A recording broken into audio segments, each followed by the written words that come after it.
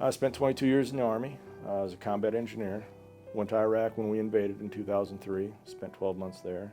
Went to Afghanistan in 2006, 2007 for 15 months. Was a drill sergeant after that. I retired from the Army in 2015. During the retirement process, I knew I always wanted to come back out here to Rapid City or in the Black Hills. I searched for jobs all over. And one of the last places I stopped was the sheriff's office just to see.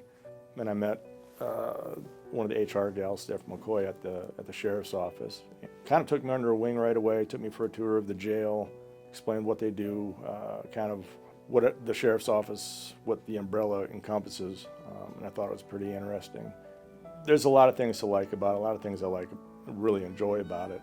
I think it's an easy transition because it aligns well with my Army service. Still have that sense of brotherhood. There's a high operations tempo at times, which is what I'm used to. The day-to-day business, everything we do is important. There's nothing that we do that's really not important, whether it be a civil issue, traffic control, helping out warrants, just being that person there somebody can go to if they have an issue. Luckily, I was traveling on Highway 44 going eastbound, actually heading to Scenic. I was about mile marker 78 or 79 when we got the call. I saw it on my computer screen first, and then I heard it over the radio that there was what we call a Signal 1, or an injury accident, right outside of Scenic. I was, I don't know, maybe 10 miles away at that time. So I told dispatch, just put me on a call. I'm going to step it up. In other words, lights and sirens, and drive, as fast as I safely can. So I did that, and I kept getting updates over the radio. It sounded pretty bad for one of the parties. Sounded like it might become a coroner call. I didn't know, but I continued to go as fast as I safely could.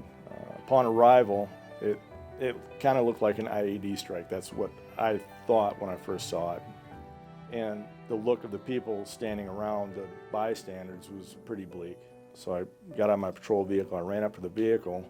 It was a black Crown Victoria, big car, and it looked like it had been peeled from the driver's side headlight back to the about halfway between the front and back doors.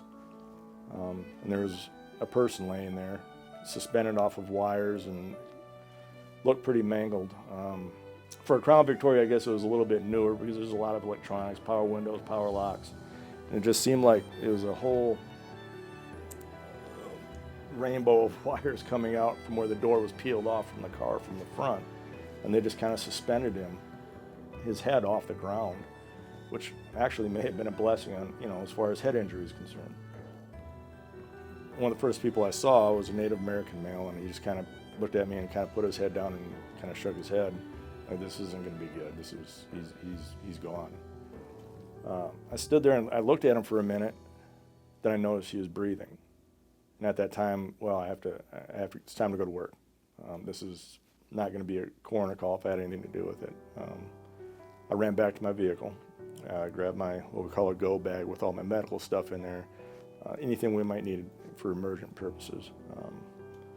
Got back to him, I checked for pulse. I was able to get a pulse, which was encouraging. And he was still breathing, but he was not conscious. He looked lifeless, but he was alive.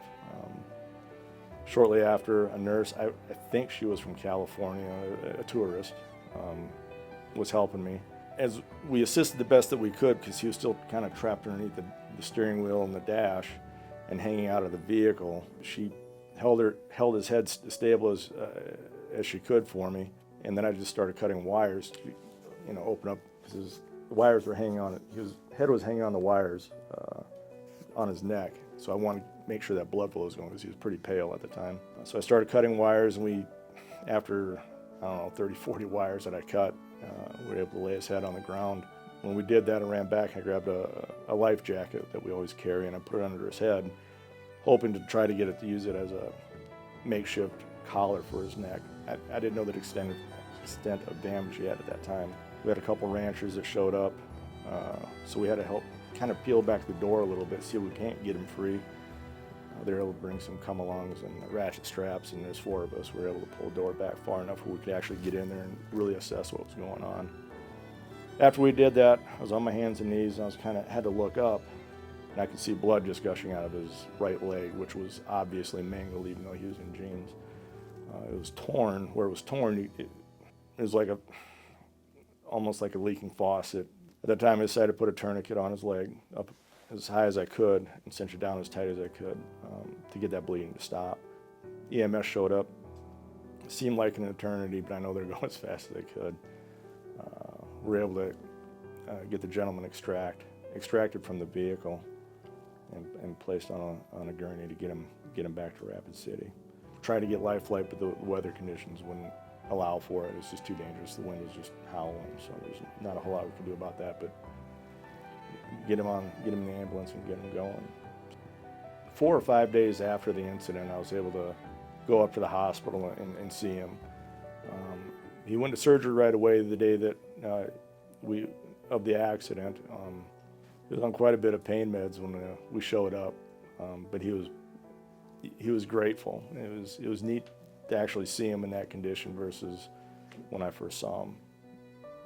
One thing I need to add is the people that, once we realized he was actually alive, did not hesitate to help.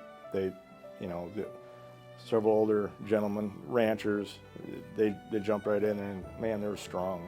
They tore that door back when we needed it to, and an off-duty EMS individual was there, and he was helping us out. Obviously, off-duty nurse we discussed, but I was appreciative for, regardless of occupation or skill level, just to be able to take orders and, okay, we need to do this, and do whatever they can do to help. That's encouraging.